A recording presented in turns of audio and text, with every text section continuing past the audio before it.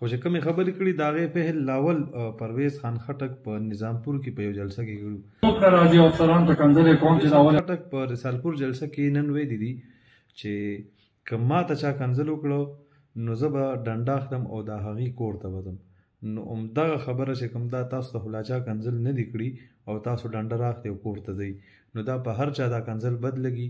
او زه خو وایم چې بزرګ سیاستدان سره او بیا داسې سیاستدان چې هغه د نوښار دپاره او پوره د ملک مشهور سیاستدان دی او هغه دا قسم خبرې کوي، نو دا خو زما په خیال چې دوی ته ضیب نه ورکوي. تاسو به دغه ویډیو کې دغه واورئ. بیا په نظامپور کې دوی دا ویلي دي چې که زه په کومه لار تېرېږم او هلته کې زه خراب کار وینم نو زه افسرانو ته کنځل کوم. دغه زه چې په کوم ځای تېر شم زه په لاره تېر شم ووینم چې دلته خراب دی، ما ته خوب نه راځي او افسرانو ته کنځل یې کوم چې دا ولې خرابه ده. ما خپل یو سوچ دی دا. نو تاسو کنځل کوئ، تاسو په خپله دا اعتراف کړی چې ما زه کنځل کوم.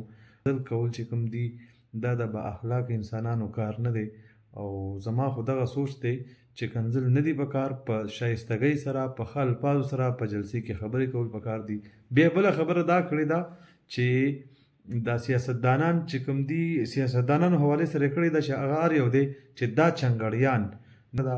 بل طرف ته وایي چې عمران خان چې کوم دي دې خلکو ته تمیز نه دی ښودلی.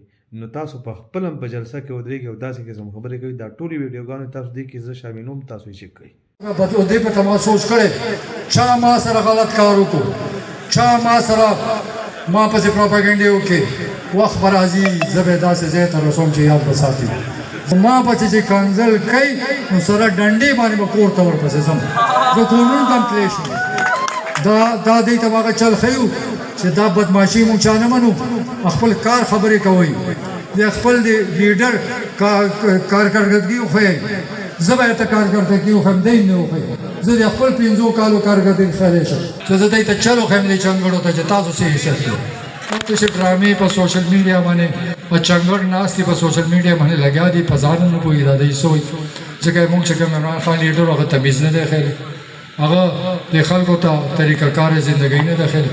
په کنځلو عادت کړي دي، دی خپل څه همت نشه را دي چې خپل پروګرام دی وښیي. فیصله دی بیا دغه عوام په خپله وکړي چې داسې قسم الفاظ استعمالول پکار دي که نه دي پکار. پرویز خټک دې هم په دې باندې غور وکړي ځکه چې دا ډېر بزرګ سیاستدان دی.